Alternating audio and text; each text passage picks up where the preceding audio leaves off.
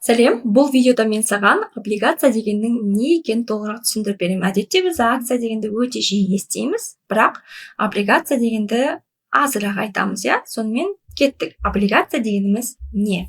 Бұл қарыз қағазы. Мысалға, сіздің бір досыңыз сізден маған 1 миллион теңге қарыз ақша бере тұршы деп сұрады.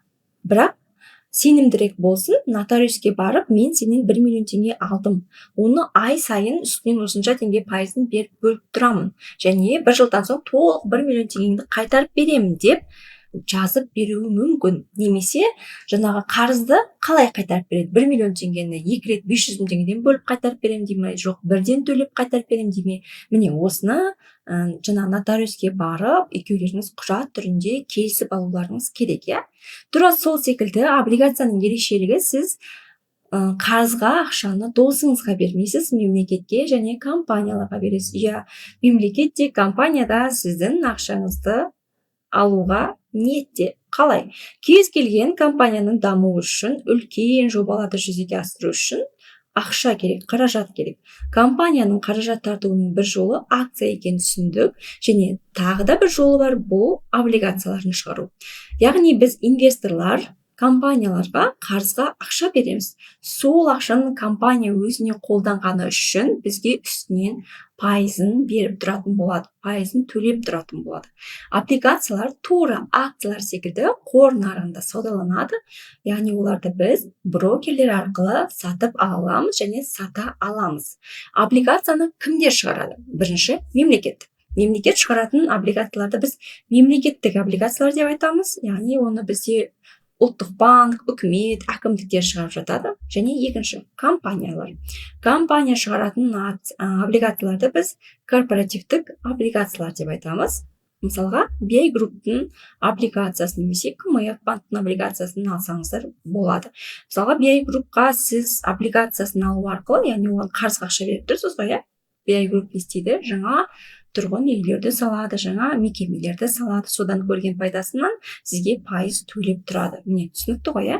Облигациялар қалай жұмыс жасайтыны. Облигациялар шығару валютасына қарай екі түрге бөлінеді. Біріншісі, жай ғана теңгемен алынатын облигациялар, бұл бізде 1000 теңгеден басталады бағасы. Және еуро облигациялар, яғни еуро доллармен шығатын валютасы осындай төлем жасайтын облигациялар әдетте $100 басталып жатады. Қарапайым тілмен айтатын болсақ, облигация сенің ақшаны уақытша біреуге, жаңа компанияға қарыз беріп, үстінен пайыз алып отыру. Ең қарапайым түсінікті мысалға біз банктерге депозитке ақша салып қоямыз, дұрыс па? Бірақ ол бізге ай сайын өзінің үстіндегі пайызын төлеп тұрады, пайдаланған үшін. Тура сол секілді біз белгілі бір компанияға облигация алдық, және ол сіздің ақшаңызды пайдаланып тұрған үшін сізге пайызын береді, және соңында сіздің толық ақшаңыздың барлығын қайтарып береді. Облигацияның артықшылығы неде? Табыс алдын ала белгілі болады. Қашан, қай кезде барлығы жазылып тұрады. Қандай суммамен үстінен пайыз көресің? Мысалға, сіз депозитке ақша салғанда 18%, 20% екенін нақты білесіз. Тура сол секілді облигациялардың депозиттен ең басты ерекшелігі депозиттен де көбірек пайыз ұсынатындығында. Сол үшін облигацияларды таңдап жатамыз, және ай сайын бізге пассив табыс түсіріп тұратын құралдардың бірі болып есептелінеді. Қауіпсіздігі жоғары, яғни акцияға қарағанда тәуекел аз болып есептелінеді. Сатуға болады. Мерзімі бітпей тұрып та биржадан сатып жіберсек болады. Қазақстанда жеке тұлғаларға салық салынбайды. Облигациядан көретін пайдаға, мемлекеттік облигациялардан жалпы 2066 жылға дейін салық салынбайды бізде. Облигацияның кемшіліктері де бар. Барлығы идеальны болып кетуі мүмкін емес қой, иә? Кейде инфляциядан артық алып кетуі мүмкін. Мысалға, сіз 10 болмаса 15% қана облигация таңдайтын болсаңыз, онда әрине ол инфляцияны жеңбейді ғой. Табысы шектеулі акциялар секілді бірден бағасы өсіп кетпейді. Мысалға, сіз 10 мың теңгеге акция алдыңыз, оның бағасы 50 мың теңге көтеріп кетуі мүмкін, 100 мың теңге болып кетуі мүмкін, иә? Ал облигацияларда олай емес, әдетте бағасы тұрақты болып өзгермей тұрады. Өзгерсе де кішкене ғана суммаға өзгереді. Компания дефолтқа ұшырауы мүмкін, яғни банкроттық жариялауы мүмкін. Сондай кезде сіздің ақшаңыздың толық суммасын қайтара алмай қалу қаупі бар. Дегенмен депозитте дәл сол секілді тәуекел бар, 10 миллион суммаға дейін ғана бізде страховка жасалынған. Енді Қазақстанда облигацияны қайдан сатып алуға болады? Биржалардан аламыз. Орналасқан кассы мен AX-та бар, оны брокерлер арқылы Freedom Broker, Rusan Invest деген секілді ала аламыз. Облигациялар жайлы қысқадан нұсқа, жалпы ақпарат осы. Ең басты артықшылығы неде?